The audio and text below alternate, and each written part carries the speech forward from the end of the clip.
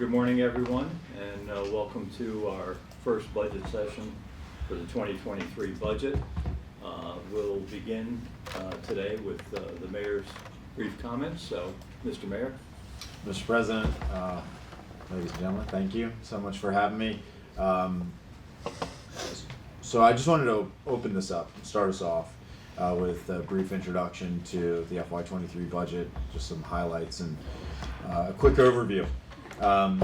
Bearing in mind that we weren't able to do this last year, I wasn't able to participate at all in the budget process, and I am told that it was a miserable failure as a result. I thought it was one of the smoothest ones we've ever Thanks so much for that confidence booster, Mr. President. No, obviously it was a great year, well handled, and appreciate everybody for holding on the fort through all things, including the budget process.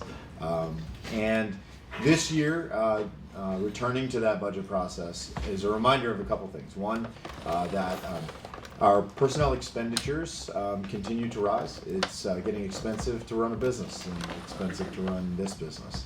In addition to that, it is getting expensive to buy things. Operating costs are rising nearly across the board. Commodity prices are rising. You know all of this. In addition to that, we are seeing the benefit of rising property values, but obviously expense increases are outstripping revenue increases. So I think in this budget can be really proud of the fact that all of the things that we have committed ourselves to and dove into in the last few years in terms of our values, youth development, homelessness, revitalizing downtown, reducing homelessness, revitalizing downtown, all of those things remain priorities. In addition to that, we recognize that we are in the most competitive labor market that we have ever been in. And so we knew that we had to do something for our people beyond just the predictable pay plan, but to recognize that they're losing ground to inflation, they're losing ground to the private market, and we're in competition, as you know, with the private market for talent. We are trying to keep people here who could go and earn more money in the private sector. And so you'll see an increase in salaries across the board in this budget. I think two things I'd pay attention to. Three things I want to point out. One, we have not been able to meet every request, nor have we any year, from departments, essential items. It's the nature of the beast that those are getting tighter and tighter as we have been able to fulfill more and more that continue year to year. The second that I want to point out is that the costs of providing our services, particularly police and fire, have now risen above our total property tax revenue. So your property taxes don't even pay for police and fire anymore. Just to point that out, and I think we need to pay attention to that. It's not going to get rectified in 1 year, but we have ideas, we have a path, and we want to talk about that in the course of the coming 12 months, leading into next year. The third thing, and I think this is where we can be both proud of what we're doing and recognize that we've been responsible with what we're doing, is that property taxes are again not being raised. And I think as we balance out the second and third items, the fact that our expenses just for providing basic public safety, life safety services are outstripping property tax revenue, and we've wanted to not increase the burden on our taxpayers, particularly our residents, homeowners, and renters. Those two things, I think, will eventually tell us we need to restructure how we're taxing. I don't think that burden can increase on our residents. I don't think we can consider that. I think we've got to be cautious, which means I think, in some cases we need to slow down, stop, or even reduce that tax burden. So that's a next year conversation, but I want to talk about it now because this budget's strength and this budget's completeness are built on the fact that we have received federal funding. We've received a lot of support to get us through this crisis, to get us through this pandemic. And we're going to be okay. But we can't keep down that path. We've got to recognize that next year we're going to have some challenges. So that's not to say it's doom and gloom. In fact, I think we can be really proud of what we've got. But I want us to be prepared that this is a step in a direction of ensuring that we strike that balance. The last thing I'll close with is I want us to look closely at what we're trying to incentivize versus not. The behaviors we're trying to incentivize and not. The vacancy reduction legislation that was introduced last night is that type of thing. Trees, the tree legislation too, but the vacancy reduction legislation recognizing, it's not okay for things to be held in a certain condition in the city, which has a blighting influence, and it's not okay to allow those things to go unchecked, and we can, through policy, steer. And I would say that there's a similar vein with respect to our permitting incentives. The good news there, and I want you to check this out when we get to revenues, the good news there is even giving up potentially $40 million in housing in permitting revenue over the next 5 years or so, we're still going to increase our permitting revenue. It's going to grow. It's not going to decline. I think we can feel good about that. People want to be here and they want to build here. So enjoy this. I'm sorry I'm not going to be with you all day. I have to go to Annapolis for a Maryland Municipal League Executive Committee meeting. But I'll be back here and available to you shortly thereafter, okay? Thank you, Mr. Mayor. Thank you all. I appreciate you. Yeah. Just to a couple of housekeeping things so that we can keep moving quickly and concisely. The police department is here now, their personnel committee. If I could ask though, the way we will do this is the first part that was on the schedule is the financial health. So after the police department, could we maybe get back to tell the fire department that they would come in after the financial health piece? Yes, as long as the computer's working. And the computer's still not working. Not yet. Okay. We got help coming. Help is on the way. And like the previous years, we will not go over the budget line by line. That's not an acceptable way of doing business. I want to thank Keith again and his staff, and the mayor and his staff for getting us this early.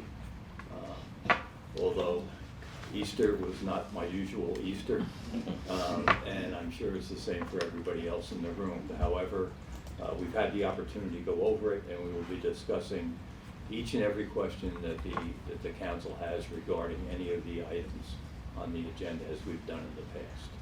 So with that, let's get started. Bring in the personnel committee from the police department, hear what they have to say, and then see where we are relative to the computers.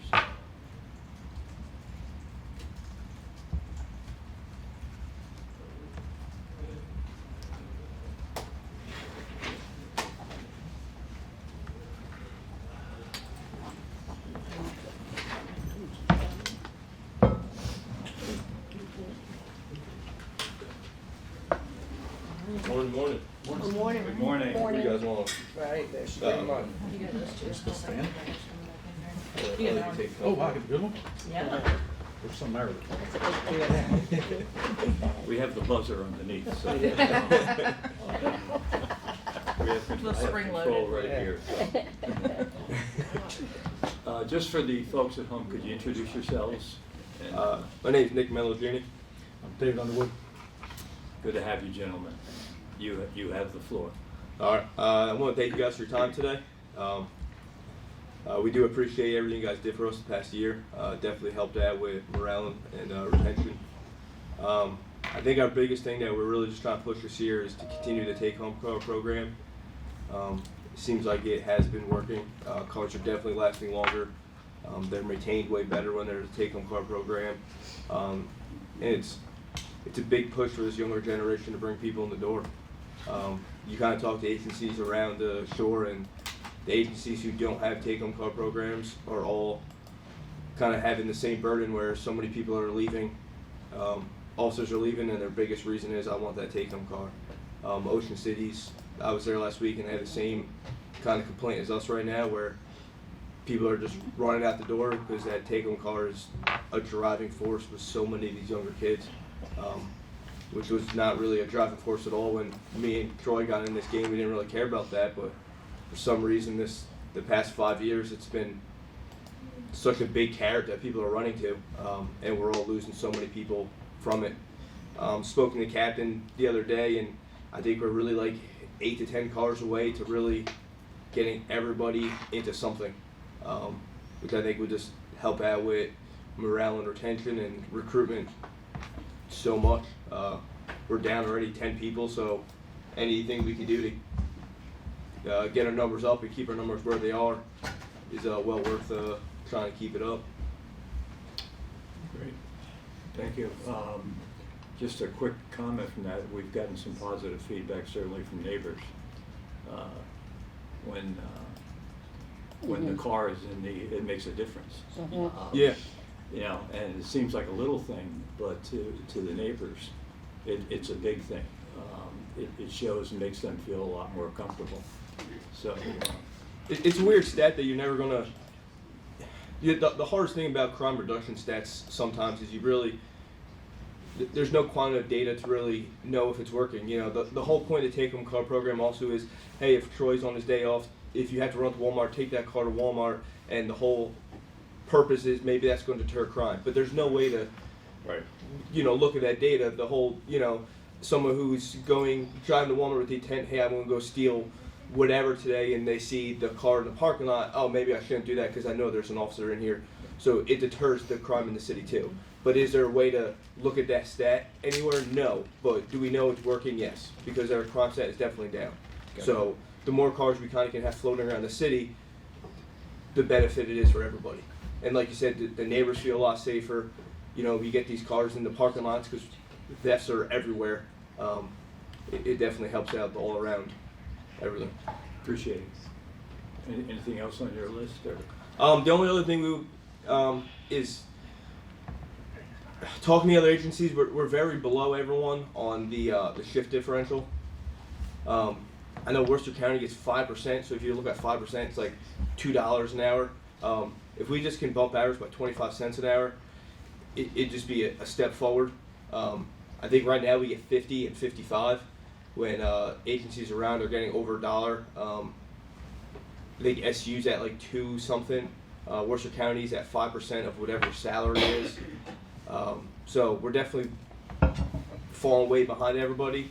I understand it's something small, and sometimes little things create big impacts. So, if we can do something small this year, that'll be definitely helpful. Questions from members? I know you guys didn't bring it up, but I know that there's been some changes in Maryland law, specifically the PT requirement. And I think that's something that I want to talk about to make sure that when they go for the PT test that they're paid for it, that time for the test. Because it's also a workers' comp issue. If they get hurt during the PT test, we have to cover that. So I think they should be paid for that time for the test. And then my other question would be, how are you guys on the vehicles that you have, the current fleet, from your perspective? Compared from when I started, it's like light years ahead of where it was. So it's definitely way better. You could definitely tell. So we have some of the older cars, like the 2013 cars or take-home cars, and they're still used on patrol. If they were a fleet car, those cars would definitely not be used today. They would, already at the junkyard. So the take-home program definitely keeps the lives of the car so much longer. Like you got some of the old CID cars that have 200,000 miles on it, and they're still working, mainly because they were always take-home cars. So they're not running as much. Their idling time is way down. They're just not. They don't get run as hard. Yeah, like anything in life, if it's yours, anybody takes care of something more when it's actually yours. It's the same thing that you have more pride and ownership when it's actually yours rather than the seat that you share with everybody else. and it definitely shows over time they think that is somebody's and they have ownership on it. It lasts longer. Could I ask a question? Are you Certainly. finished? Are you finished? Go ahead. Yeah, I'm done. As far as you said recruitment, Mm-hmm. as now, how many officers do you have? I believe we're down 9 or 10. I think we have 83. So I think we're down either 9 or 10, and we have 7 frozen. Down 9 to 10. Now, let me ask you, what is it that we could do to help you with that with recruitment? Is it, I I tell you, heard you said finances is one thing. Funds. I don't know. I tell if I think I knew that answer, I would not be sitting in this room. I would get paid a lot more money on some crazy board. That's how people have it, because it is definitely a national. You know, I was just at Ocean City for a promotion board, and they're hitting the same problems that we are. Everyone in the nations is having recruitment issues. Is it because they can't pass the test? Some of that has to do with it. Just the amount of applications is way down from. I know, like when I got hired, when Troy got hired, it was like a pool of people, and it was like a ranking.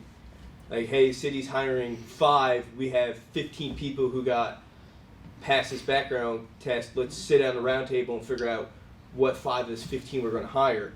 Now it's, hey, we have 10 openings, and look, we got 4 people who are actually qualified who passed everything. So I guess we're just going to take all 4. It's just a lot different than it was. And to follow up on that a little bit, like Nick said, and you are correct, which people aren't getting through the process as well.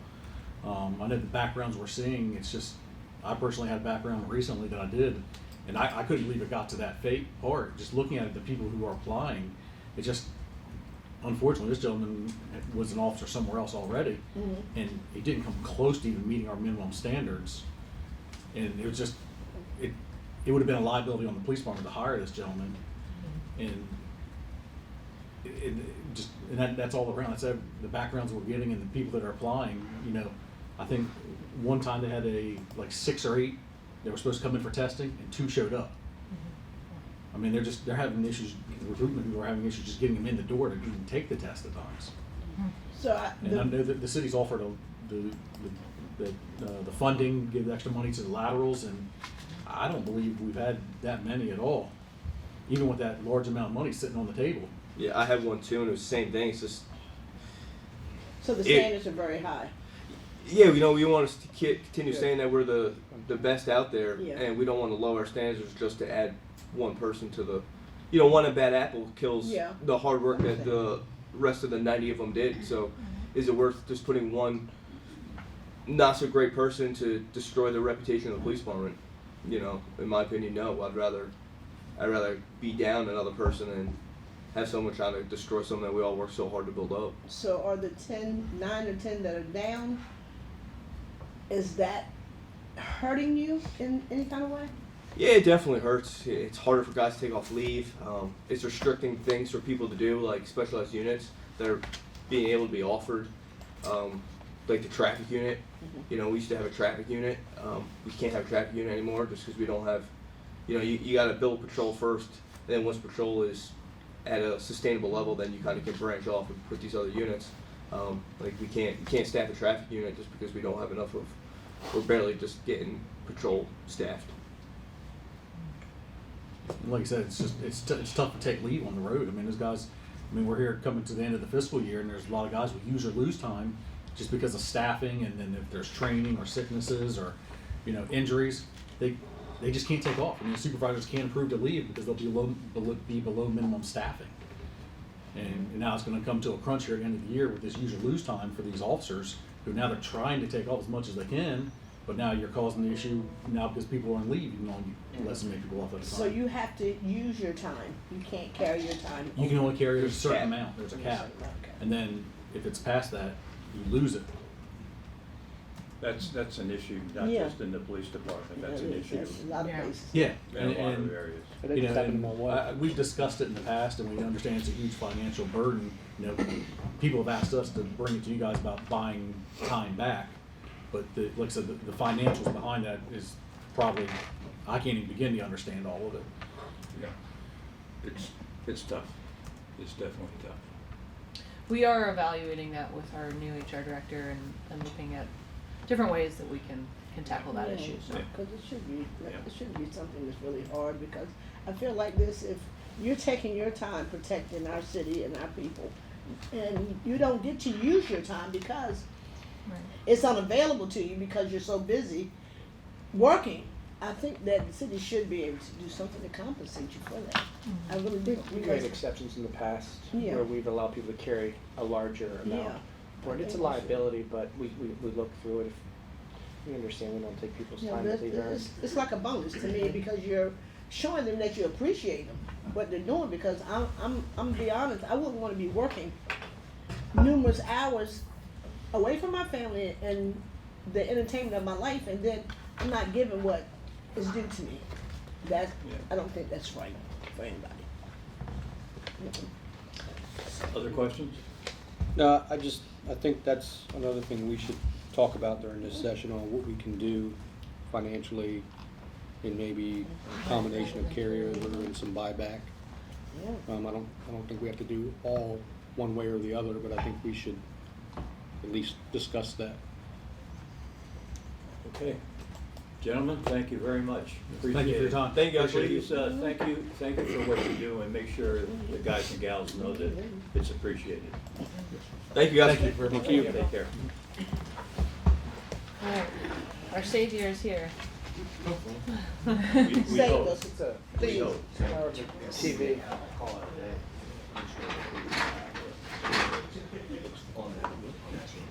We have a computer issue, so we're gonna, Slight IT break. Seems to be a Are power. we still on? Power is- Yeah. Oh, It's not simple, but it's screenable. Don't say any bad words. They did a rearrangement yesterday, it's the report I'm getting. So they could have just left something unplugged. So how much you wanna bet the rabbit's still at the back door when I Oh come my God, tonight? please, If I it hope is, God. I'm gonna Hit go me, out. let me know. Hit me, let me know. Please tell me. Well, how many cars in the house I wrecked? Dead. I was like, ooh. I had to put my car Already. Oh, gosh. and shit. My daughter said, no. She said, I'm so dead, but I said, I don't care. Yeah. Oh. Anything with a skinny tail. No, no, no, no.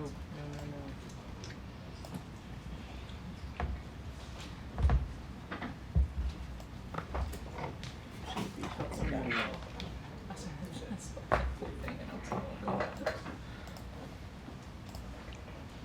I'm gonna have to call him, because he ain't put me back yet. Where'd you get that?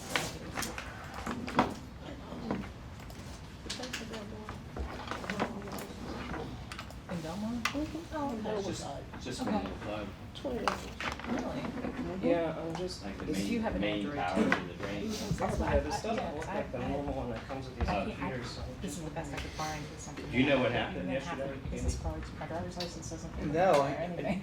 There was a rush news You conference got, no, you got the. with Delegate Anderson and Oh. the mayor. I think I'm Julie, gonna upgrade tomorrow. is it the Mine computer? Is the Well, I computer can not working? do Or is the TV not working? It's It's talking about new power. I think it's not I enough can- power to the, main computer. No, We I pulled. My I had interpretation it is 2 that's weeks, I had this 2 weeks. We have too many things plugged in over there because we had a lot of folks in here. We It What's wasn't happening? even plugged in, it had a,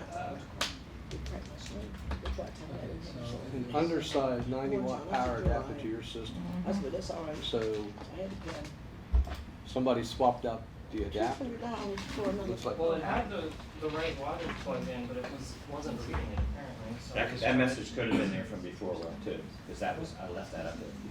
So maybe now that you replaced I it, had a and line tried on it my again, phone. it might And be, it cut, might be I fine. couldn't see the letters, numbers or anything. Really? I don't know. This doesn't bode well for a start. Yeah, that's not bad. Cause I've been looking for one like that. Mhm. I was thinking All about you gotta upgrading. do is go in there and tell her what kind of phone you got, she'll find the case. Nice. Cause I need, I've done, Because you're yeah. I'm all about looking for a lot of places. I'm up here with them. It went apart and then the guys were collecting cards. They'd fallen out. Yeah, it's looking better. I knew it was gonna come. I knew it was gonna do. I had to go. You got her. I had to go through all the Savior. cards. They put like all the cards. And that's the last thing it takes. And never paid any attention. Never saw it or anything. It just was like the bottom in the corner. Now we know Oh. who the culprit is. Yeah. In some way. I had to go I love through all the computers. cards that they threw away. This- 3 I times. say, I'm just gonna go Set that to the side from now. You should have told me. See, yeah, just make sure it hangs in there. I would've said. My son was Cool. working that day. He was working that day. I called him. I was like, please come on. Oh, yeah, we moved there for, cause Yeah. she was My like, little wallet, I had that little coach bag, Mhm. and he said, ain't fucking a wallet, and my card, I was trying to my bag in. I had $2,000 in that wallet. I called back, I got almost all the way home. It's all I could. Oh And the my girl God. said, I said, you have a coach bag. Watch Pod Stone Boy. What about your purse? She said, yes, it is, it's what color, I said, damn. It's coming down. Yes, yeah. I said, I'm on my way right back. She said, you know, you look at it, you stuck it on the inside. She said, all that money you had in there, she said, you look at somebody in there. Yeah. Julie, is the fire department here or no? yeah. Mm-hmm. I see him. They are. I see him out there. Okay, we can have them come in while everything getting set up. If you wanna do that. Yeah, Keith, can you pull up the Zoom? I'll send you the link so that we can use the Zoom from that computer. Yeah. I can send it to you. It's rolling down, so good.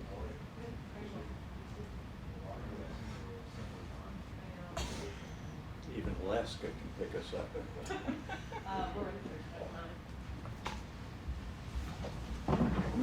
Morning, everybody. Good Good morning. morning. Uh-oh. How's everybody doing? Fine. Good.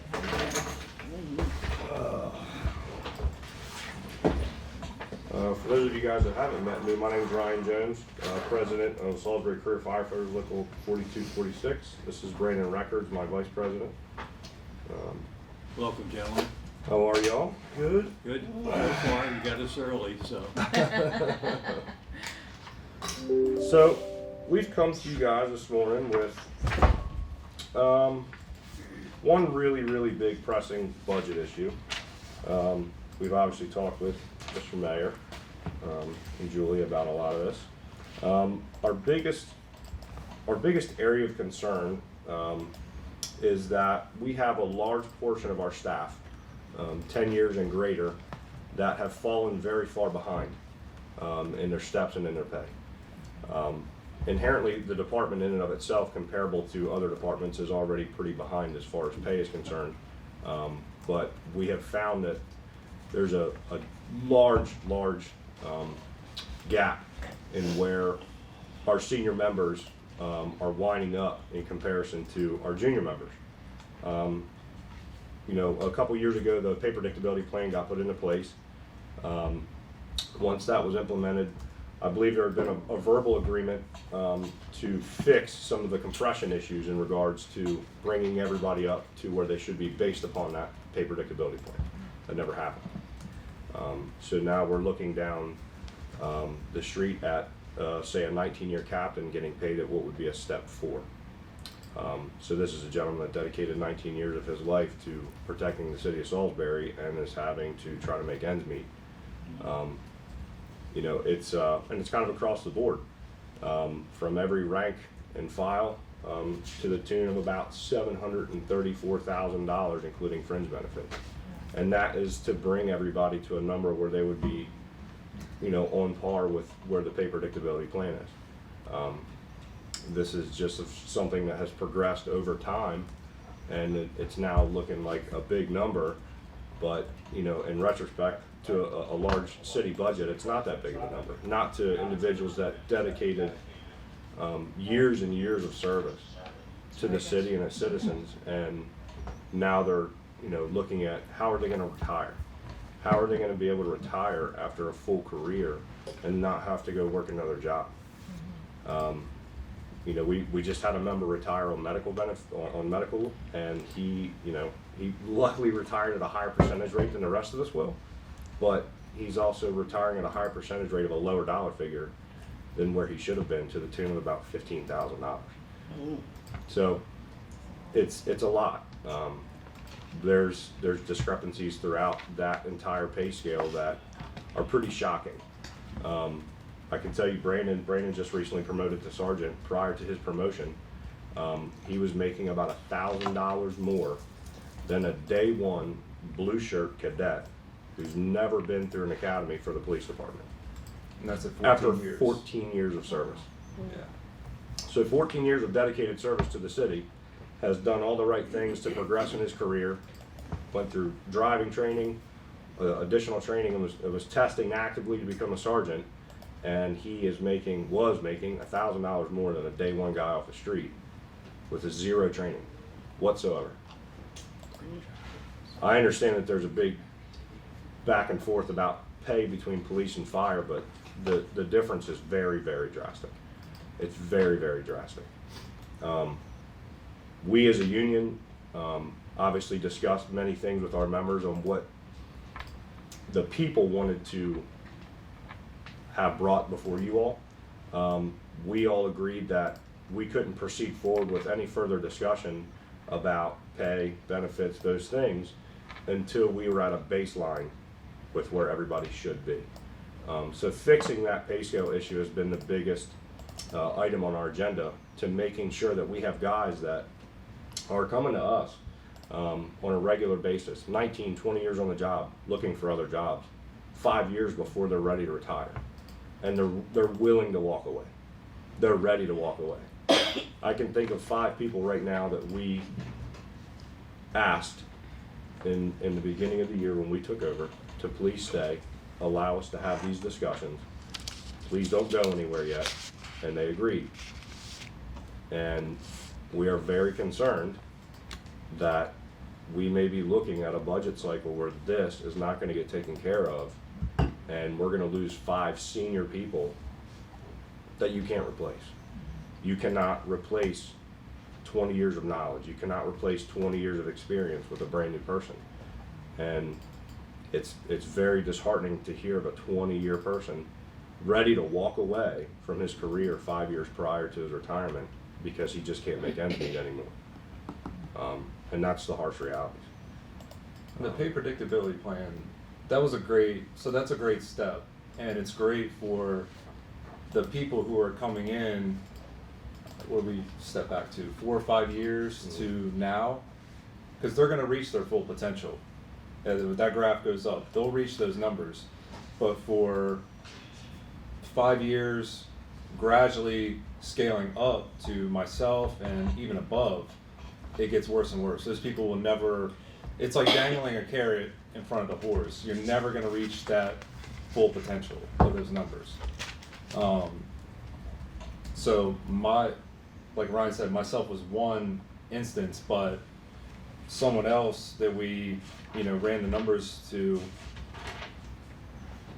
an assistant chief who's been here now 40 years, which we just can't kick him out the door, he won't leave. So he's getting paid at a step 20, I believe, step 20, and he should theoretically be at a 40. There's not even a pay scale for 40. It stops at 30. But in the grand scheme of things, as I'm sure everyone knows, retirement, everything goes up, health insurance, cost of everything. He's going to be missing out on to the tune of $26,750 a year in retirement because he's not where he's supposed to be. Mm-hmm. And that's pretty well across the board. Everybody that we found at 9 years and under is pretty well where they should be. But again, just tying off of that, we have a 19-year captain getting paid at a step 4. He is currently missing out on $20,696 in just his pay, and then when you include his fringe benefits, it's $31,000. Now, I understand that there was no specific agreement in written form where it was going to be fixed when the pay predictability plan got put into place. We're looking at a moral problem now and an ethical problem. that we have individuals that come to work every day and put their life on the line for the citizens of this city, and they can't retire. Moreover, they have to go work another job. I can think of 3 to 4 people within the ranks that don't work a second job, not out of choice, but because of necessity. To make ends meet, we have to go work other jobs. We have no choice. You can't live on a $37,000 a year salary in today's times. You just can't do it. And in comparables to our surrounding jurisdictions, we're very, very far behind. We are the busiest per capita fire department in this state by a lot. We are very, very, very busy and very, very, very understaffed. You know, we just took on 12 new people. Those 12 new people are getting us up to the standard of where everybody else is. Just to give you a quick reference of how far behind we are, Salisbury Fire Department, 10-year firefighter EMT makes $47,057. If you go down the street to the Snow Hill Volunteer Fire Department, which runs about 400 calls a year, same 10-year firefighter EMT makes $60,999. In a department that runs 400 calls a year, and we're running over 15,000 between 3 stations. We're very behind. And this issue is something that is affecting the livelihood and the mental health of a lot of people. You know, we preach about mental health. A lot of mental health discussions are brought up day in and day out. This is a mental health issue. When you have people that cannot go home and rest after a 24-hour shift of running upwards of 30 calls individually, and they can't go home and rest because they have to go to work the next day, that's a mental health issue. They have to. They have to go to work. I'm one of them. He's one of them. We have to go to work. I myself work 120 hours a week because I have to. You know, and these are guys and girls that have been doing it for 20 years, promoted, and are still doing it. It's just not right. It's gotten into the moral and ethical issues at this point. Well, we hear your message loud and clear. I've got a couple of notes, and we'll discuss it during the segment with the chief and Julia and the mayor. It's tough. I know what you guys do, and I appreciate it. We've got a lot of tough decisions to make this budget, I will tell you that, having spent many hours over the last 4 days. And we will keep that in mind as we go through the proceedings. Understand, we're not going to give everybody everything they want. It's just not feasible. The tax burden that we put on our citizens is really, really, on a lot of the citizens, is really, really tough. And as well is a mental health issue for a lot of individuals. But we hear you, and hopefully we can find some way of helping out in some manner. I'll open now the floor for questions from the council. I have. Sure. You've come to us with this issue. Mm. Do you have any plans of how to help? So it was presented to use the American Rescue Plan money. Your top hitters here on this list are obviously the most expensive employees that we have within the department.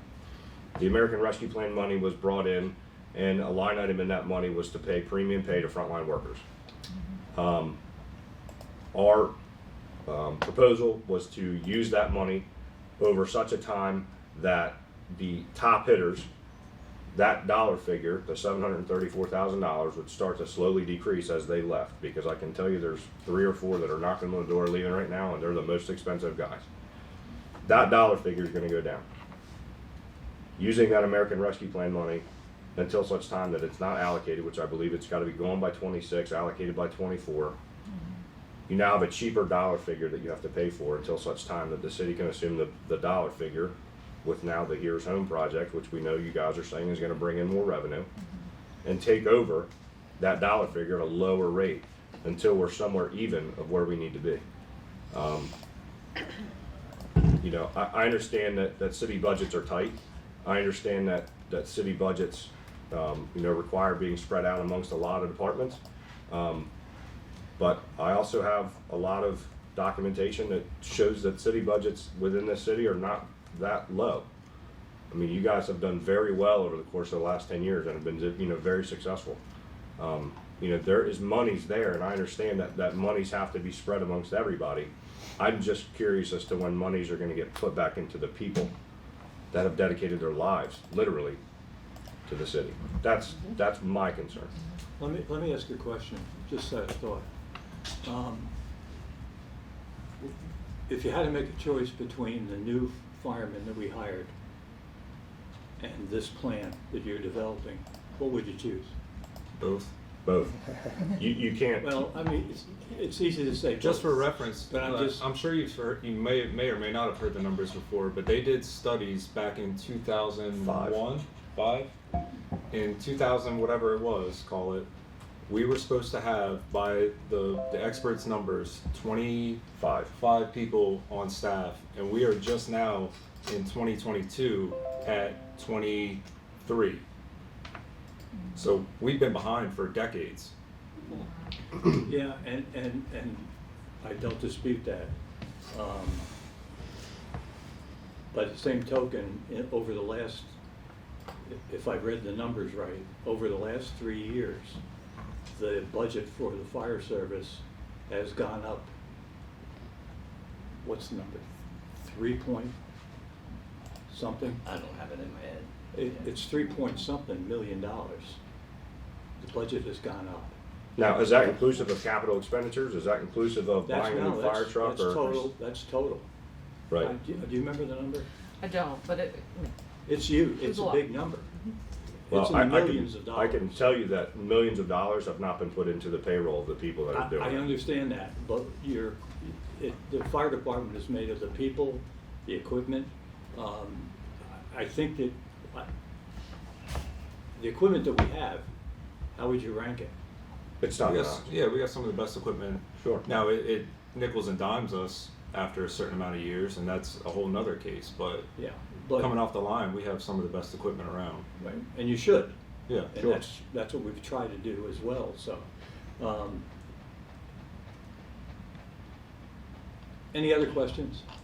Jack, I'm gonna say this. How can we, okay, you're saying $3 million that we've given the fire department versus equipment that we funded them versus, like I said, and you know you were fireman yourself, Yeah, versus these men putting their lives on the line, and like they said, they become mentally stressed because they go home, they have to come back to work, same as the police did. These men put their lives on the line. They really put their lives on the line, and the equipment that we're buying is fine. But I just believe that for the quality of work that these people do, they deserve better. I don't deny They it. deserve better. I don't deny it, I agree with you 100%. They deserve Question better. is, how are we gonna do it? I think a portion of this also comes back to that the citizens of the city of Salisbury are not the only ones that they serve. right. No, It's by a long So, shot, Yeah. I think this The is gonna county. come back This is a big to, piece of it. How many calls have you gotten to Parkwood Apartments, which is in the county? Daily. Exactly. Yeah. You're there every day, so I think 2-3 times a this day. comes back to our fire services Yeah, agreement and that that's, we are, that's I think something a we can portion of that renegotiation is gonna be a part of the agreement. Yeah, So I think that's a significant piece of that. I think we can get back through renegotiating that deal when it's time to do it. So, because the whole burden shouldn't be on The the city. taxpayers of the city. So there's county residents, so there's there's other ways to look at it. There's other things we can do that are, you know, one idea would be to work with the county to put a fire EMS line item on the county property tax bills per property. And then that, you know, at least the residents who live in the fire district know that fee goes directly to the fire department. And I think that's one way that we can ensure that those funds are specifically earmarked. Instead of one lump sum thrown into the general fund, we can earmark it specifically for the fire department. And then whatever that appropriate fee is per year, if it's an apartment complex, they're gonna pay more, because there's more units in there, so we can look You at gotta per use more unit. equipment. And I think that should be in the fire services agreement. I think that's where we can get a good portion of that. And the other piece of it is tax differential, Well, yeah, Oh, yes. which we have to address. that's a separate Has to be issue. addressed. That's a separate issue. Yeah, but it's a source of funds. It's a source of funds, but there are people in the county who are receiving services. Benefiting. Right. And Yep. there's a better way to recoup those funds. And I just think we just. All right, we've got your message, thank you. Please thank all the men and women of the department for their service, we appreciate it, and we'll see what we can do with this. Good. So, thank you. Thank you all. Thank you.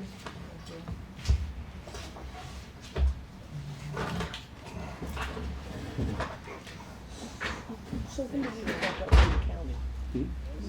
Whenever you're ready. I'm ready. Good morning, everyone. Morning. Good morning. So we start with a quick financial overview of the financial status as of our last audit, which was June 30th, 21. And so we're going to run through kind of quickly, so just stop me at any time if you have any questions. So the first slide has the balance sheet as of June 30th, 21 compared to the previous year. And you can see I pointed out that the cash on hand has $14.4 million versus $10.7 million in the previous year. Down here, I've pointed out that the unassigned fund balance is $12.6 million versus $10.7 million in the previous year. So both of those indicators are good. The next slide shows the operations as the statement of revenues over expenditures. And you can see during the previous year, we had the net change in fund balance was about $3.2 million. I always like to show how we budgeted and how we ended up with our change in fund balance. So at the top, you can see we budgeted $2.2 million. We carried encumbrances from the previous year of $973,000, and we had some ordinances during the year. So our final budget was $3.3 million. Then we had some revenue variances, and I pointed out some of the more significant ones. The taxes, we had $798,000 more in taxes than we had budgeted. Last year, we had school zone camera funds much less than what we had in previous years, and it has to do with COVID. So people were traveling less, so we had $400,000 less in school zone camera revenue. Otherwise, you can see the big item is $3.2 million in American Recovery Program funds, and a healthcare rebate where that our claims were less than our premiums by $348,000. So the total revenue variances, we received $2.7 million in revenues that were not budgeted. The expenditure variances were that some of the departments didn't expend all of their budgeted funds, and you can see by department what those amounts are, and the total was $3.7 million. So the total change in fund balance, as we saw before, was $3,194,000. Now, if you took out the American Recovery Funds right here, you'd see we would have just about broke even. So that's the American Recovery Funds that came in have everything to do with the fact that we put 3.2 million into surplus. And you all heard this before because we had an ordinance that we processed during this year to expend some of that money and to put it to work. All right, jumping to the water sewer fund statement of net position. The news isn't as good here, where that during the year, the cash position of the water sewer fund declined by $805,000. You can see that we put $6 million worth of restricted investment funds to work. It went into construction and process. Looking at the liabilities of the water sewer fund, you can see that our liabilities, the current liabilities, increased by 1.7 million, but our total liabilities had a reduction of 2.8 million. We reduced our bonded indebtedness by 5.7 million. But the bottom line is that our unrestricted net position declined by 2.6 million. So it's gone negative. It went from 748,000 to negative 1.8 million. So we'll continue to really be concerned about the water sewer fund needs more revenue. This is really concerning, and I know I can remember the discussions. I remember when the consultant came in. I remember what he said, and I think the number, if I'm not mistaken, was 15% increase we needed that year, and we decided that based on the billing and the charges for water and sewer, we could not, in good faith, do that. But our position is getting worse, not better, and we need to address this. This is a huge, this is my major concern of the whole entire budget. This one bothers me, and the fact that we've increased, and I believe we've increased 6% total from that original position in terms of revenue. We've increased a couple of times. Okay. It was Six. 4, 1 and 4, now it's 6. Yeah. It was 4 and then 6. And 6, so. So we've got a long way to go. Yeah. And this is something that just doesn't go away. When your debt increases, this is our credit card. So could I say something? What we supposed? I know one time before we were supposed to went up to what was it 8%? No, we didn't. We didn't do it. We didn't do it. We But didn't go all the way to 8. We went to like 4, 4 and then we 5. went to 6. Yeah. I thought it was 6. So my question is, would We would went the 4. decrease of revenue, is that part in with COVID? Because there would have been, we had areas of, like, one whole apartment complex we know was empty of college students, so there's nobody using the water. A lot of the businesses were shut down or closed.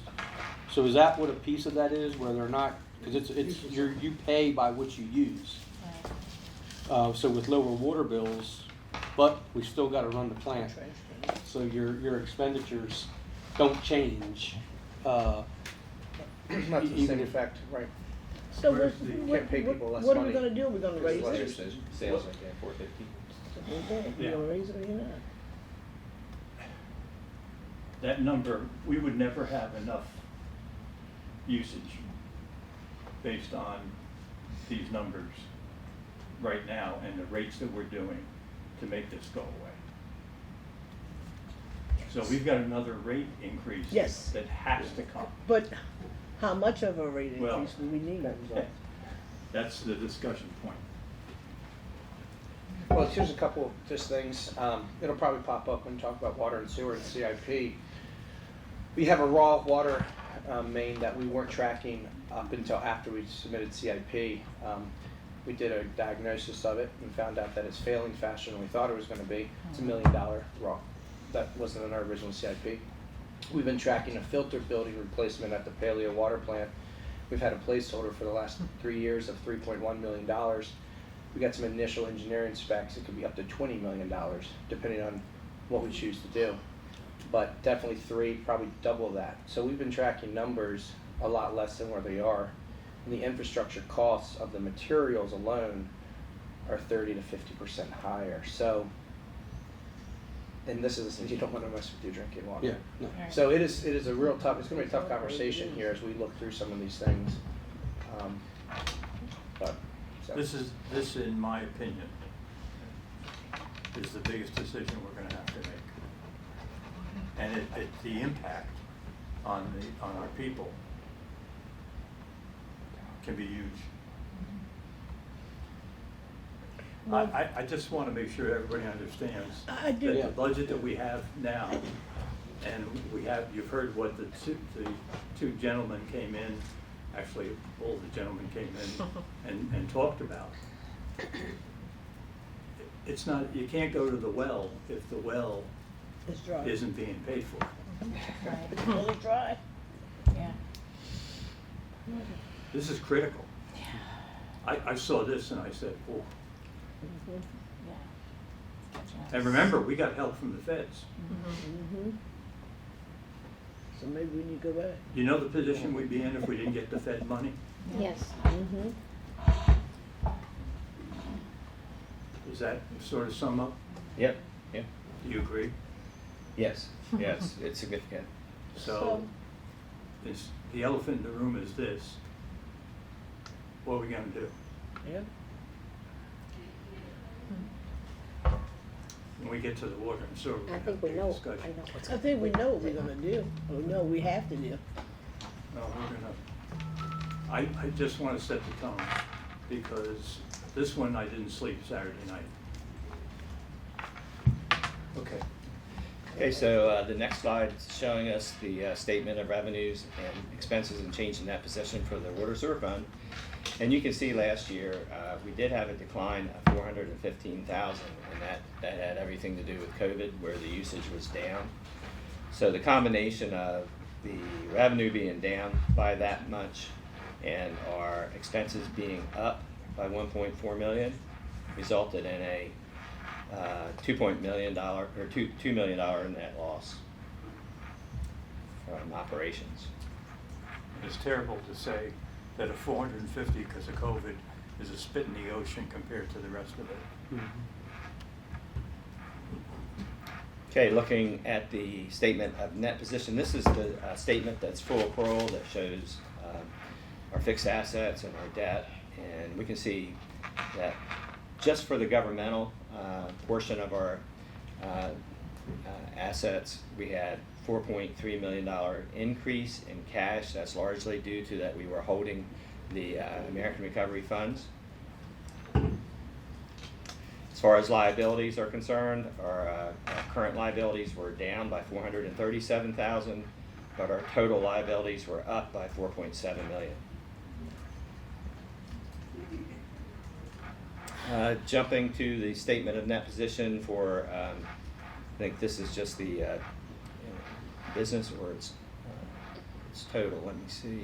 Of course, this is hiding from the Zoom. Yeah, this is the total. So cash is up by 3.5 million, and most significantly, we like to look at our liabilities. And as everyone knows, we have actuaries who estimate the benefits for health and for pension, and that our estimate for health benefits went up by almost 3 million, from 25 to 28 million, and our estimate for the pension liability went up from 34 million to 40 million, or $6 million.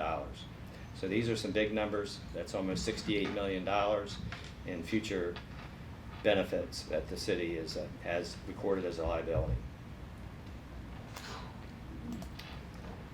So that was just the financial overview. We do it in two parts. The second part is starts from here, and we just look at some of our benchmarks. And let me just pop that so it's just a little bigger, and we'll keep going. Okay, so we look at some of the key benchmarks, and the first one is total fund balance, and you can see it went from 32.6% to 37.4%. So that's a strong. Our general fund total fund balance is still has a strong indication. and if it's standing still. And, yeah. So- And remember the Fed funding. Yeah, and so this is the most important indicator of the general fund. It's the unassigned fund balance, and you guys see this slide every year, and you can see we had a decline, and then we've been coming back, and of course, again, American Recovery Funds have brought us to 12.6 million, as we saw before.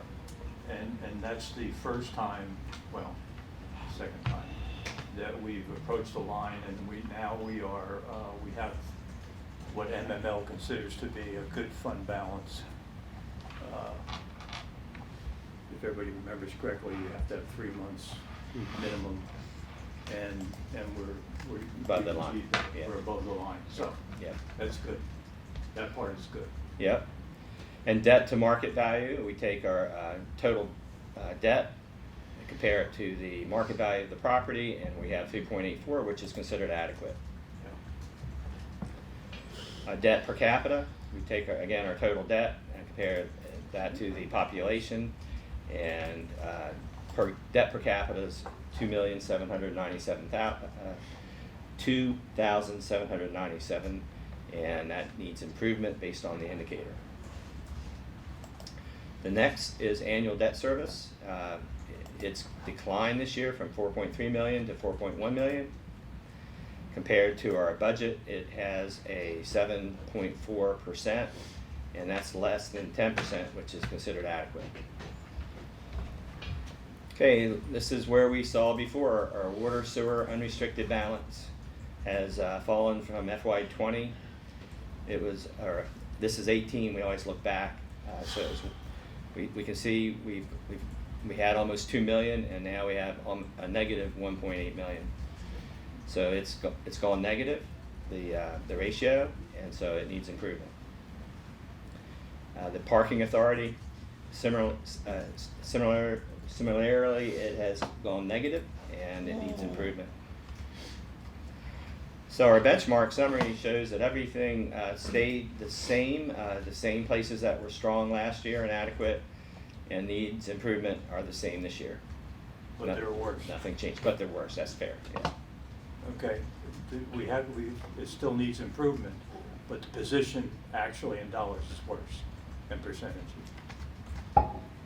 Exactly. And vice versa, the ones that are adequate and improved are better than previous. Yeah.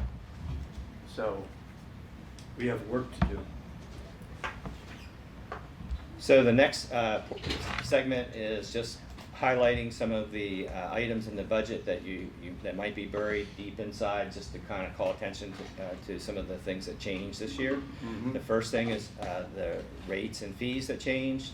The budget includes an increase in trash service fee from $63 to $67, so there's a $4 increase. The tax rates have not changed. The EMS services have, across the board, between 15 and 20% increase, as recommended by LifeQuest, who handles all of our billing service. We get their recommendation each year. Other increases can be seen in the fee schedule, in the fee ordinance. But as far as water sewer rates, the budget as it's been presented to you includes a 6% increase for the water sewer rates. The urban services for users outside of city limits was increased from 1.5 to 2 times the in-city rates. So there was an increase for all those folks that are outside of the city. Is it fair to say, based on at least what I looked at over the weekend, that this increase of 6% doesn't make us whole yet?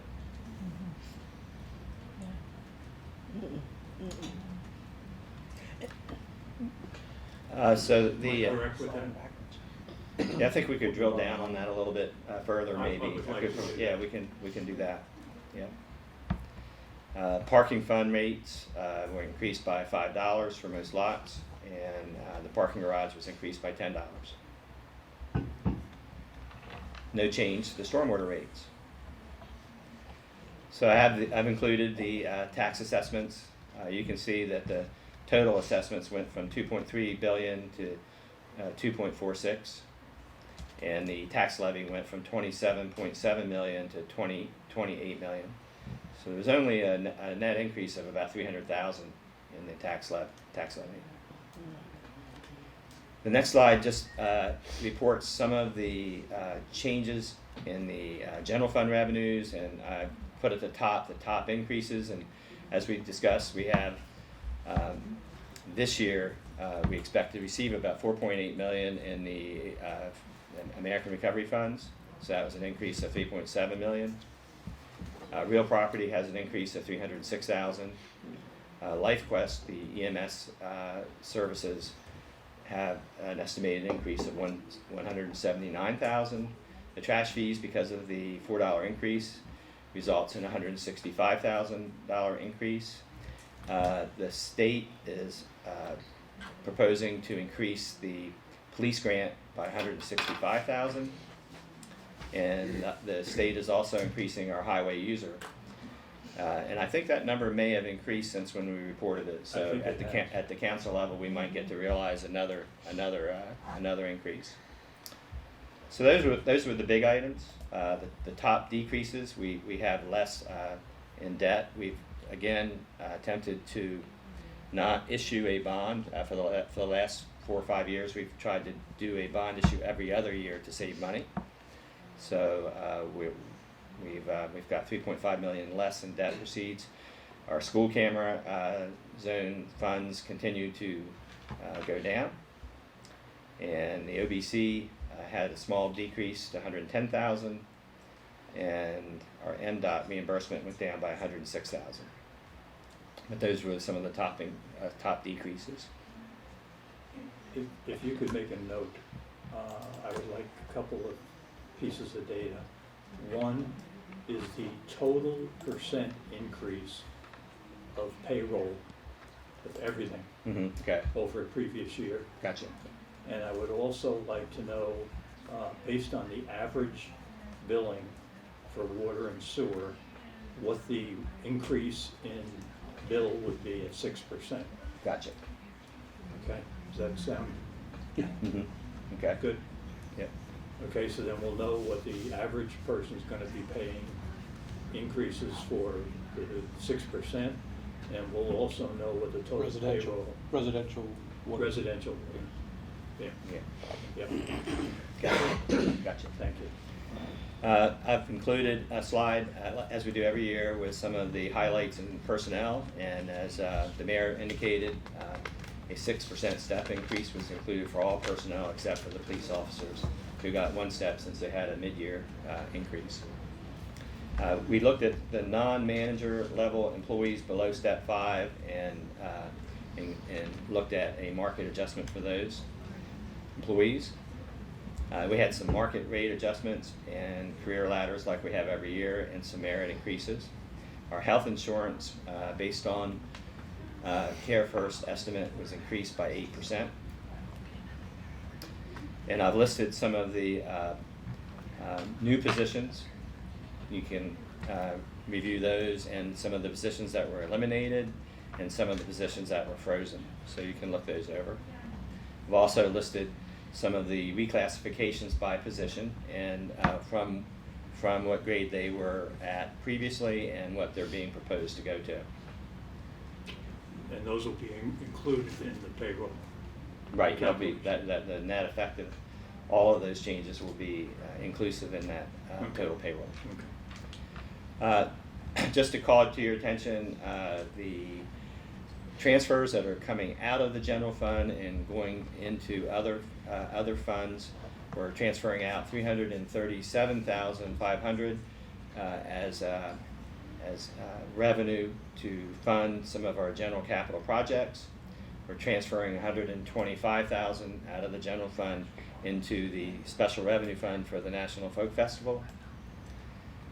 We have estimated police grants match and community development grants match of 60,000 and 124,000. I'm going to ask council probably to change these two amounts, because we still have some pending issues, and so we still have it as a item that needs to be addressed. So they might go up or down depending on what happens. And then we transfer $100,000 out of the general fund to support the homeless program. Drilling down on some of our capital outlay in the general fund, we have a 3-ton dump truck for field ops, the replacement of portable radios for the fire department, an F-350 1-ton dump truck for field ops, and some police patrol vehicles. As far as special, it says water sewer capital projects. This slide is actually general fund, so I apologize for that heading. Mm-hmm. This is general fund capital projects, and you can see a list of those. I won't go through each one unless there's any questions. Can be happy to address them later. But you can see we had $4.7 million worth of projects that were going to be funded from a bond issue. We've chosen to not issue the bond this year. We're going to issue that bond in the following year.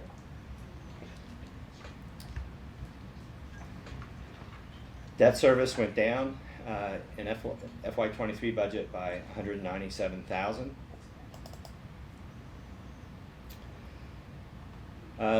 Looking out over the next 5 years, when we do CIP, we always look at if we fully funded everything that's in CIP, what the effect would be on our debt service, and how it would compare to our financial policy to not exceed 10% of our expenditures in debt service.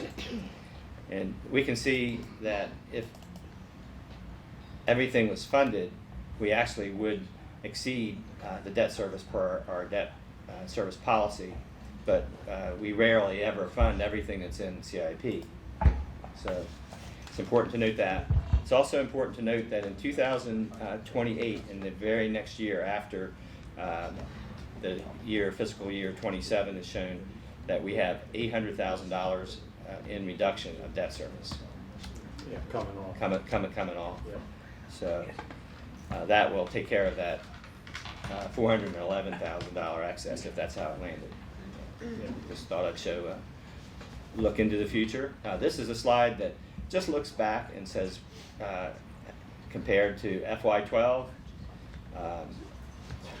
what do our expenditures look like? What does the tax levy look like? And I pointed out that in FY12, our total tax levy was $20.4 million. It's $28 million in FY23, or it's increased by $7.6 million. I've noted that public safety alone has increased by $10.9 million in that same period. Yeah, we have to, that offsets. It's not that it's. I guess the best way to say it is, it's where it's going, not the amount that people. So that one way to we're say spending it. Our expenditures are outrunning our revenues. Yeah. is one way to look at it. Yeah. And that we're feeling that pressure. And it's going to get worse. This is a slide that just shows how we're using the water sewer impact and the revolving funds. A certain portion of every bill goes into a fund that's dedicated to the maintenance and to increasing the capacity of water sewer services. And so this is the balance in those funds before transfers were made, and we're proposing to transfer $700,000 and to fund from the revolving fund $900,000. So that's money we did not have to borrow. We're using funds on hand because we're dedicating a certain portion of our water sewer revenue to maintain our water sewer infrastructure. And we set a minimum amount that we want to keep on hand in each of these different categories, and you can see that even with the use of these funds, we're still over the minimum. So the final takeaway strengths that we've presented is, again, our financial position as of today, as far as our cash on hand and our unassigned fund balance, makes us feel that our financial position is strong. Our unassigned fund balance is strong, and our water sewer project status, it's always been told to me that we have done a good job of funding the projects that are needed, so that we don't have unfunded projects sitting out there waiting to be funded. So that's very important, because sometimes it's unfunded liabilities you don't see because they have not been doing projects that are needed. But we've been doing the projects that are needed. Some of the weaknesses were the same as that I called out last year, that the general fund CIP, we have not been able to fund all of the projects that we would like to invest in. Our general fund revenues are, again, being outpaced by our expenditures. We've already called everyone's attention that the fire services need to be reevaluated, that a tax differential needs to be, again, revisited, and the parking fund unrestricted net position needs to be addressed. So I think that's pretty much it. Questions before we take a little break? Can I ask, what is the storm water fee now? Is it? $25. Okay. And that's not gone up in how many years? I think went We up raised it Just last last year. year. 2020. But that was also a fee when it was originally studied, was supposed to be dramatically more, and I think we only ended, I think it was supposed to be 40 and we did 20. Mhm. And it's been that for 7 years or so, and last year was the first increase. Well, the increase in water and sewer. When we discussed that, were we not supposed to go up to 8% and we stayed down because of the Impact on impact on the the resident the and impact on the constituents? residents. Yeah. You know, in one fell swoop, Yeah, we that's a could, lot. you know, they wanted us to do 15 originally, Yeah. and in retrospect, if we had done the 15, it would have helped quicker, and then we wouldn't have the debt Deficits. going forward and increasing because of the percentage of costs. So So what do you Well, what think if we it's should just- do? What would make us whole at this point? I mean, Yeah, are what these do you up think we to- should do? Yeah, probably No, but I it'd meant be like- worth drilling down on that, and I have some slides that show what some other cities have as a rate, so we can see how we compare to yeah, others. that's really And start to show what was recommended and what we've done, and I can share some of those Okay. slides with you. So I can drill down on some of that stuff. Yeah, I might have had some slides from last, see if they're here, yeah, they're in a different pile. It'd probably be better just to drill down on that one subject. Yeah, I think So- that would be good. I want to ask a question for clarification so I understand it. When we look at the 6% water and sewer fee, that's factored into this budget here that's presented? In this Mhm. budget, It's it's 6%. 6%. As it stands. And I'm saying maybe we should look at it. And go up? But having said that, it's gonna be a balance. Remember, the asks that we've heard so far are huge. It's the same ask. in every $750 single department. million in the fire service, for Right. instance. We- Okay? And not that they don't, not that Deserve it. everybody doesn't deserve it, Right. but how much are we gonna put on the people who can't afford? Especially when we're giving those services to the Right. county and. Right. We have to get very, my opinion, we have to be very aggressive on the tax differential, and we have to, and the fire service agreement. But then We have to be able Well, not and to then lose and we're also money. looking at another whole year before we get to that point too. So, right? Well, no, we can. Correct? No, not totally. We can ask to look early at the fire service agreement. Part of the agreement, we could Yeah. request. We can request, Yeah, Yeah. because it I think ain't that gonna would be be changed. fair. and that's an option, Yeah. that's an option. Well, Jack, just one thing that should have been Changes. pointed out as we were going through. In FY24, we will have $5 million that we had this year in one-time money in American Recovery Funds that, so we have to figure out how to climb that wall to get that $5 million. And it's a combination of here's home program and reevaluating the fire services agreement. We have to, just to stay even, we have to find an additional $5 million. $5 million. Well, I'm all for the constituents, but I'm also all for what's right. I mean, if these constituents want these services, water and sewer, fire, ambulance, everything. They've got to take a hit somewhere. I mean, I hate to say it because I've been one that has been very adamant about, I know. you know, saving, but what are we supposed to do? Yeah. I mean, That's why we get paid the big bucks. yeah. Yeah. Right. I Word just of it. had on a different tack.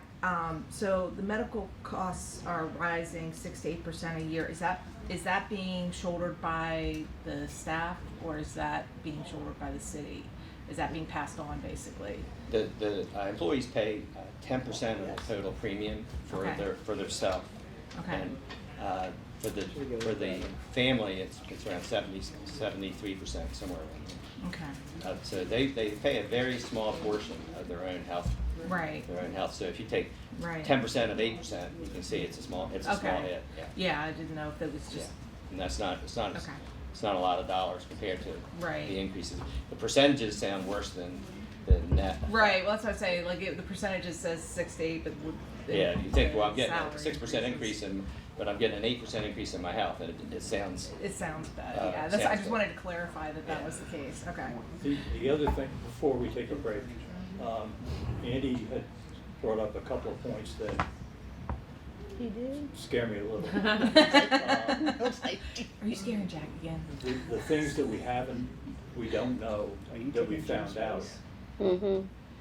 Yeah. Has there been is there a range of cost or associated with those things? So, Or offset revenue, either one. One of them we included in our budget this year, the raw water, because of that wasn't in the original CIP that we put in here. The filter project we actually pushed a year. It was originally in the budget, but we moved it because we are so far underfunded for it that we don't have a clear thing. Now we don't have to change the system at it, but what was 3 is probably closer to 4 or 5 at the bare minimum. And again, if we change our whole system to the premium, it's $20 million, but we're not going to do that. I don't at this point. The other part, you will hear this continuously from every department. We are excited that we're able to give everybody anywhere from 4 to 6% minimum increases over the past year going into this budget, but we are losing operators at a record rate. We are losing people with every department because we're below where we need to be. I mean, that's just collectively across the board. So retaining top talent is something that is going to be a continual struggle because inflation and the market is driving people to have an opportunity to look elsewhere or be recruited away. So, but there's only so many dollars. So, Well, thank you for making me feel better. He's taking Jim's. It's a real issue. Yeah, it is. This is a real issue. Yeah. It is. On that note, I need a break, bio break.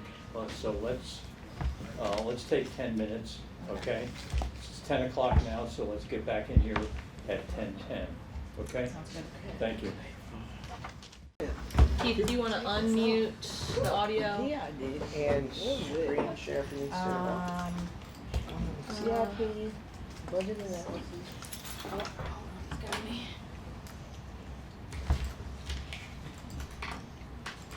You all right? So.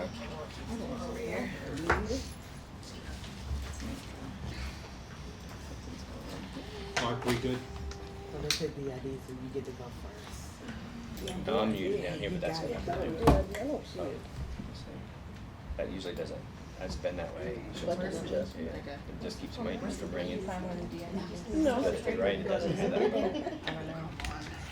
It's weird. Propaganda. What?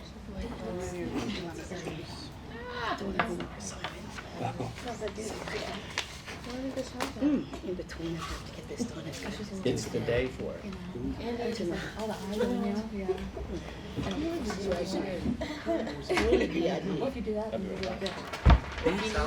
Where are you at?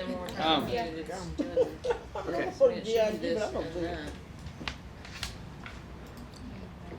So this is their personnel committee. We're doing all the personnel committees first. It's a brand new computer. Oh my God, what did I do on my notes so I didn't forget? Oh my God. We're trying to get the, I can switch it to my Something computer on. in the meantime. I'll just do that. No, don't close.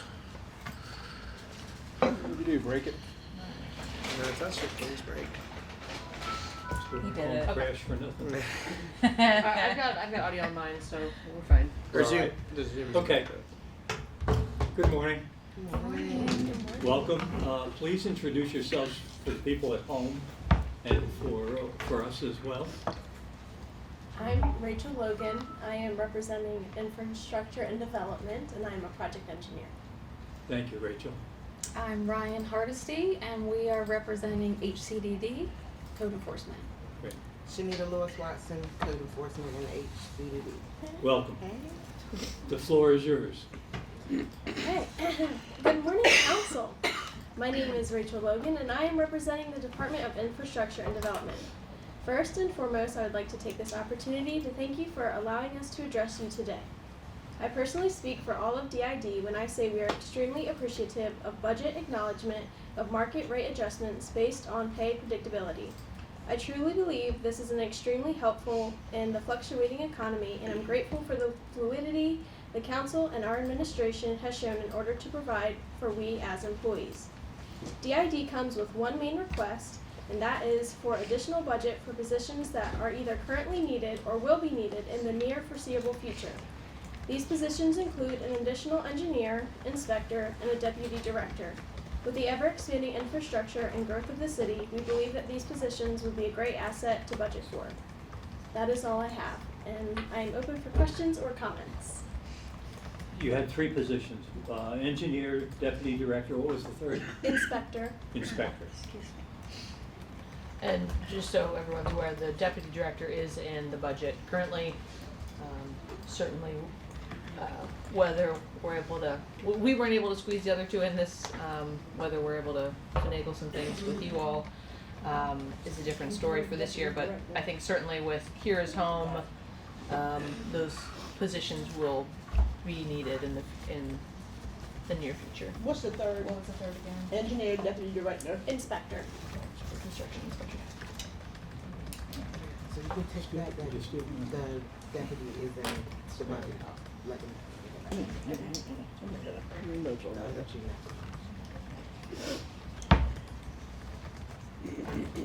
Okay. Questions for Rachel? I think it was clear and concise. Thank you. Makes it easy. Thank you. Now you can breathe. Ryan? Okay, You're up. so we'll have Shanita start. Good Okay. morning. We've got a whole list.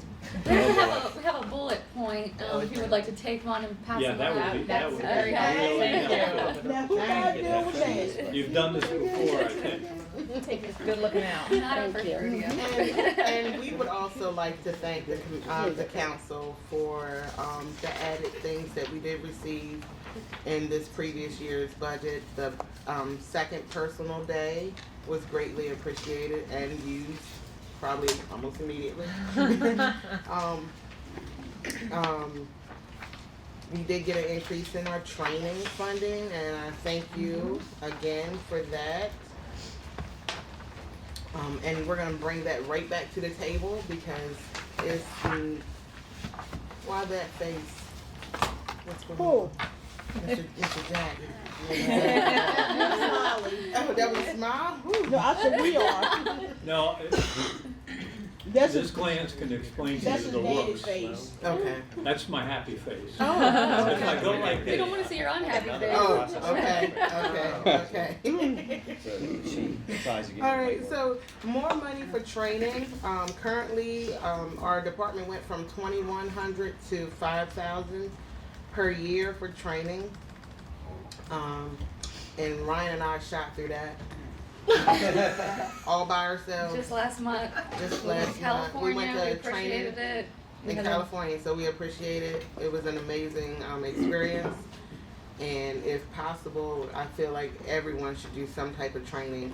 It's trainings for admin, on every level is trainings. But speaking for our department, we have 15 employees in our office, which equals about 140 per person. And for code enforcement alone, we utilize $25 per person yearly for our SAZOA membership and another $25 per person if we attend the meetings. And even though a lot of meetings have been on Zoom, they still charge, which is crazy to me, but they do charge. We've all taken exams this previous year, and those exams were $210 per person. In order to maintain our lead paint training inspector positions, or certifications rather, that's $464 a person, and that's like every other year. We're also a part of the ACE membership, which is who's ACE? Can't remember the A's. Code enforcement. Association of Code and Zoning, right?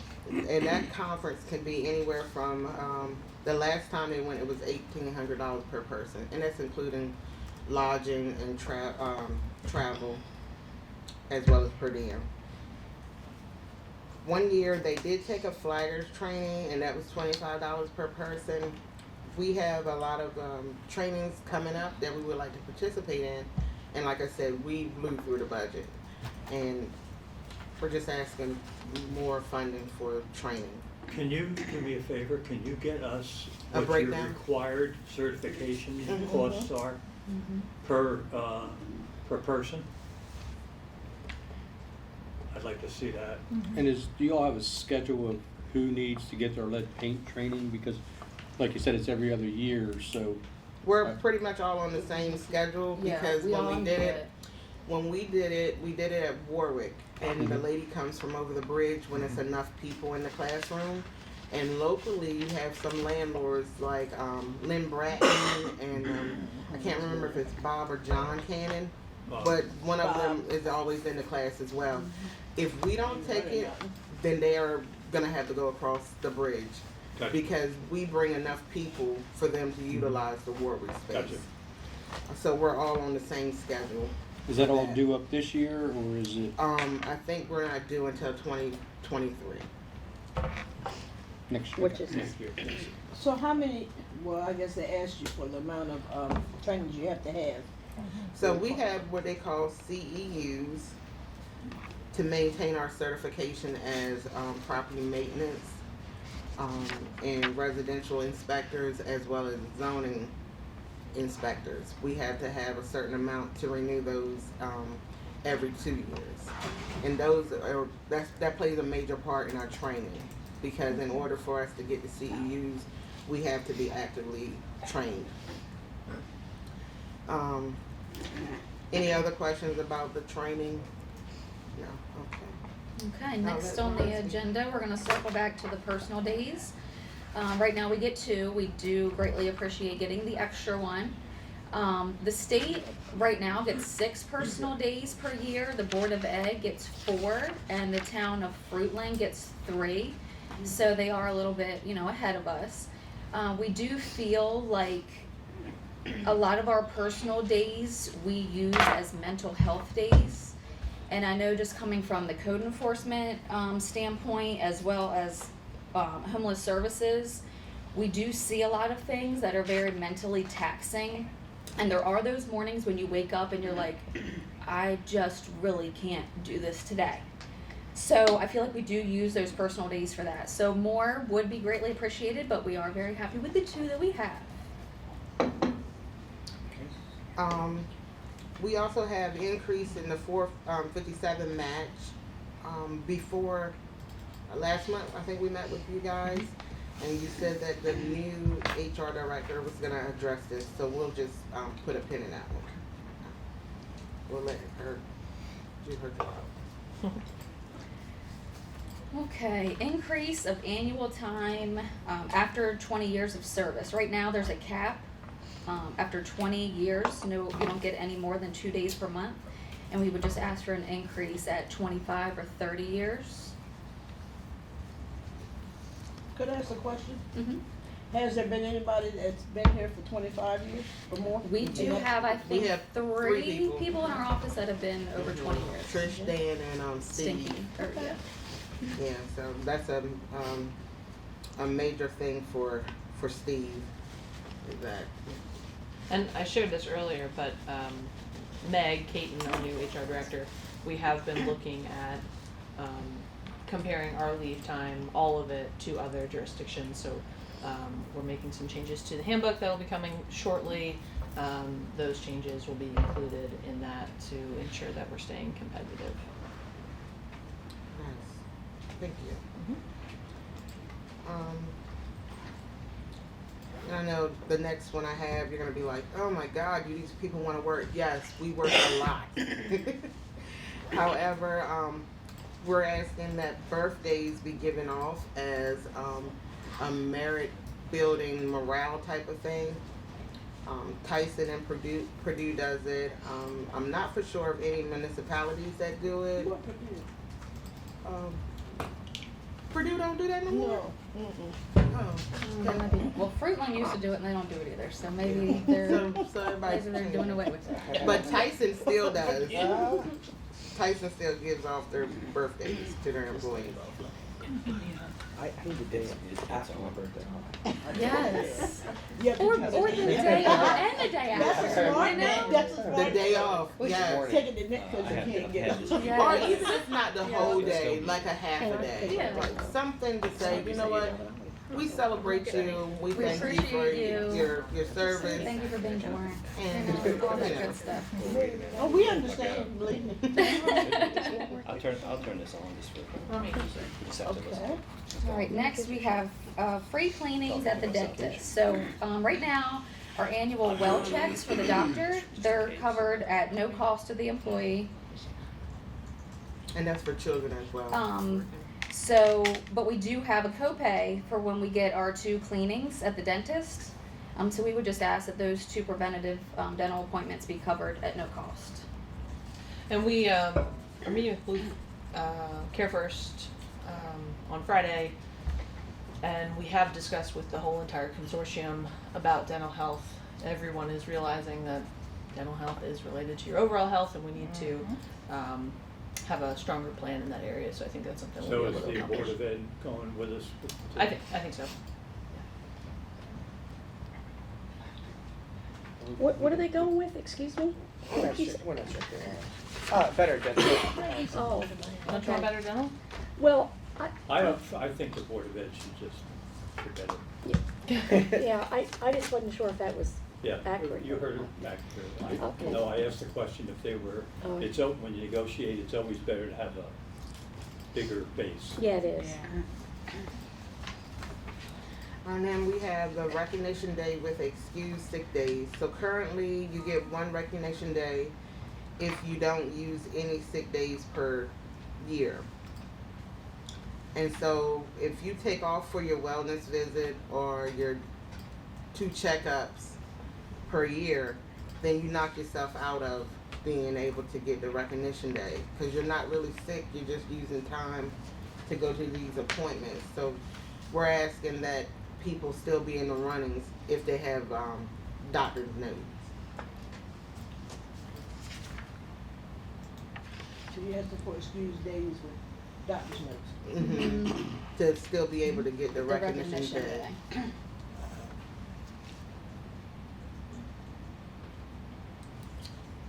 And we brought this up before, the internal child care program. We have a lot of people who have newborns and kids who are under the age of 5 and not in school who could really use affordable child care. I think we learned more so how much child care was worldwide when the pandemic hit. And all the money that was given out to help people to get back to work during the pandemic. And a lot of those prices did not come back down. Once they went up and the government was paying the child care providers, those prices never came back down to where they were pre-pandemic. Andy, I was told that this is also your passion, so I will put a pin in that and let you get back to us with whatever you come up with. We looked at this, You're looked at passion this too, 2 years Michelle? ago. She used Yeah, to run one. We are, yeah, 2 years ago. it is something that we're continually looking at and evaluating, to make it where we can, an affordable option. Yeah, There's some because- things that we have to fall into place. If I remember, one Which of we're the always issues was looking. liability. It's liability, it's also location, proximity. We've been Location's looking gonna at be bigger than anything in and anything around else. the downtown area where a hub of our people work. If we can minimize or mitigate our largest expenses, which would be overhead and rent or leasing, and then our insurance, which would roll into our current thing, then it allows us to be able to have a sliding scale or a cheaper, more affordable rate without having to subsidize it a lot by county tax. Right. Or city tax paid in dollars. So that's the goal, is if we can make the math work. Okay. But yeah, we're actively trying to hopefully all of our kids. Andy and I have talked about it many times, so. Yeah, because when we talked about this yesterday, I said the only thing that I could think that would really prohibit this would be the liability. Yeah. Yeah, And that liability. literally is. It was an everything. issue last It's everything, yeah. That's what's stopping from being able to open a center. Was that, And, so. and we have such a robust insurance policy already that it doesn't hurt us so much as if Michelle was trying to open one by herself. Right, So yeah. Yeah. Yeah, we can work. I think it's something. And then keep in mind, we also have the community centers, so if you wanted That's to right. utilize Yeah. the That's it. community centers as a location, yep, that Truett Street one is big enough if you wanted to do that, so you wouldn't have that much of an overhead cost. It is a great conversation. We're continuing looking at it and Yeah. taking it forward. And see, this is how we do for everyone, because my kids grown. They're really not, but I understand what you're saying, because actually, some of these daycares are, like, they'll take a week off, and you're stuck. And you're still paying stuck, someone and you else, and pay they're them, paying them. and you pay them for that Yeah. week. And you're stuck paying them, and you're And that's paying in your someone else. contract, that's in your Yes. contract when you, And they get- take off anytime. Oh, I'm allotted 2 vacations per Mhm. year, and as They do it. all expense paid. I'm like, I didn't. wow. Well, I you took were, one off in 5 years. Well, you were probably one of the elite ones, but yeah, a lot of them, I do. know. They take off in spring, and then they take off I around know. Christmas I know. Well, It used my to daughter go. has one takes off. all the time. Yeah. And Muir said Wow. he'd run it for us and he won't take off, so we're excited. Who Yeah. I don't know if they want me to run it. said? No. We're not Give the me the- electric fences. again. Keep it a lot You're in smaller. you're in an office chair with duct tape. Yeah. All right, moving right along. I had all these things running through my mind. And Next on the list, we've got longevity increase. Longevity raise would be given to an employee simply to recognize and reward their time with the city at milestone anniversaries, 10, 15, 20, and so forth. You see where people have been here, with the city for 15, 20 years, and then you've got a new person coming on and they're almost making what this person is making that's been here for 20 years. So a nice little bump in pay would be nice on those milestone anniversaries. And then we have the day off for election day. Would it work if we gave you some hours to go during your workday? We have done that. You have that? You have that? You No. do it twice. Okay. We need to hold that. Good idea. Yeah, we need the whole day. Good idea. You think about some locations might have more people at that location, and you might have to stand and wait. Or like Right. me, I live in Yeah. Delaware, so I'm 45 minutes away. So it's Yeah. not like I can just Right. go and come back, why don't you And move to especially in Salisbury? municipal Yeah, elections. come on to Salisbury. Yeah, yeah, that'll And, go and great. then you'd save money on income taxes And And gas and everything. Mhm. I would save on gas, you're right. and thousands of dollars a year on income taxes. Yes. So that's I'm- why I'm we put just that saying. on. Good recruiter. Yeah, there you go. Okay. And last but not least, increase of the cost of living raise, which I hear is in the works. Yes, okay. So as we all know, things are a lot more pricey than they were a year ago, 2 years ago. $1 doesn't get you as far. So anything that, you could do would be greatly appreciated. So what's in the budget is the annual pay predictability, it's approximately a 2% increase, and then an additional 2 steps, so a total of 6 for employees that qualify, that have been here more than 6 months, have There's a few other. You just made it, girl. Right, just a bit more. Yeah. Okay, so possibly 6%? Oh, yeah, it's, Oh, That's in the wow. budget. it's in the budget. It's in the Okay. budget. We will, We will not spray that at rumor. well, you know, we can tell them it might be a thing. Maybe. We appreciate it. Yes, thank you. Any questions from the council? I have a question. Out of the list that you have submitted, what would be your top 3 priorities? Top 3. I know, we asked this last time, which is definitely training.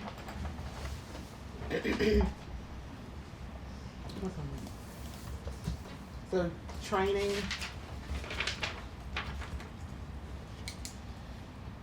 free cleanings at the dentist would be number 2. Definitely the cost of living raise, but that sounds like that's already happening. So then we'll go Oh, to you can get 4. Yeah. It's We happening. want all the things. And then So training, cleaning, and and we'll go with the increase in annual time at 25 and 30 years of service as number 3 because it's just not our 3 people that's been in the city a long time. It's a lot of people that's been working with the city. I can think of one off the top of my head, Herb. Herb's been here too long. Yes, Herb's been here since I'm a little girl. Goals I'm not 40 trying to years. do. What did it say, He's going on 50. Is he going on 50 years? Over 40, It's isn't been- it? it is. 43 or It's something. been that long It's because. a long time. He's His goal been there. is 50 years. on the council. Yeah. Thank you very much. All right, thank you. All right, thank you very much. We Thank you appreciate for your it. time. Tell everyone, please, thank you for what you do. We appreciate it. thank you. And keep up the good work. All right, thank you.